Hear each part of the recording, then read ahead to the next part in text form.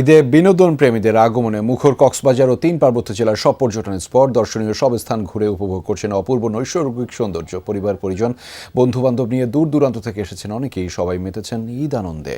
কার কাছে শিখলা? এই যে রাধুনী রেডিমিক্স গরুর মাংসের মশলা, গরু রান্নায় গুরু হওয়া কোনো ব্যাপারই না। কক্সবাজার সমুদ্র সৈকতের লাবণী, সুগন্ধা, কলাতলি সহ সব পয়েন্টে আনন্দে মেতেছেন পর্যটকরা। ঈদের ছুটিতে দূর দূরান্ত থেকে এসেছেন অনেকে। ঈদের দ্বিতীয় দিন থেকে ভিড় আরও বাড়বে বলছেন এই খাত সংশ্লিষ্টরা। ফ্যামিলির সাথে সময় কাটানো, সমুদ্রে স্নান করা, এনজয় করা, মজা করা, এগুলোই প্ল্যান ছিল। সব সময় তো এই সময়টা পাই না, তো আজকে সবাই ভাই ব্রাদার সবাই মিলে এখানে আসলাম ঘুরতে। ছেলে মেয়েদের এখন স্কুল ছুটি, আর এই বছর ভাবলাম যে ঈদটা কক্সবাজারে করি, তার জন্য আসা। মেরিন ড্রাইভের ওই সাইডটা একটু এক্সপ্লোর করব, আশা করা যায় যে ভালো একটা অনুভূতি হবে।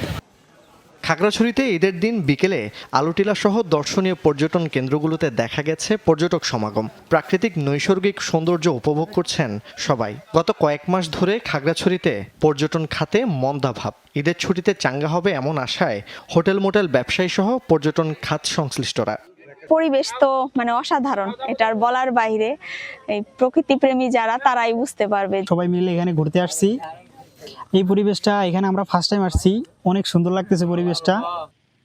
হ্রদ, পাহাড়, নদীবেষ্টিত রাঙ্গামাটির দর্শনীয় বিভিন্ন স্থান ঘুরে অপূর্ব নৈসর্গিক সৌন্দর্য উপভোগ করছেন ভ্রমণ পিপাসু মানুষ। ভিড় কম থাকায় ঘুরছেন স্বাচ্ছন্দ্যে। এখানে আসছি, একটু ভালো লাগতেছে। আর অনেক মানুষের দেখা হচ্ছে, সবাই কথা বলতেছি, খুব ভালো লাগে। এখানে আসতে পেরে, ওই যে ছুটিতে বাড়িতে আসতে পেরে খুব আনন্দ উপভোগ করতেছি। স্থানীয় ছাড়া আমরা বাইরের কোনো পর্যটক দেখছি না, এবং হাতে গোনা। বান্দরবানেও দূর দূরান্ত থেকে এসেছেন অনেকে। আবার আশেপাশের বিভিন্ন জেলা উপজেলার মানুষও পরিবার পরিজন নিয়ে ঘুরছেন বিনোদন কেন্দ্রে। বন্ধু বান্ধব নিয়ে বেড়াতে আসলাম নীলাচলে। প্রকৃতি দেখে মনোমুগ্ধকর একটা পরিবেশ। আমি কক্সবাজার থেকে বান্দরবান পাহাড় দেখতে আসছি। নীলাচল অনেক সুন্দর একটা জায়গা, অনেক বান্দরবান ফুল দেখা যায়, অনেক জায়গাও দেখা যায় এখান থেকে।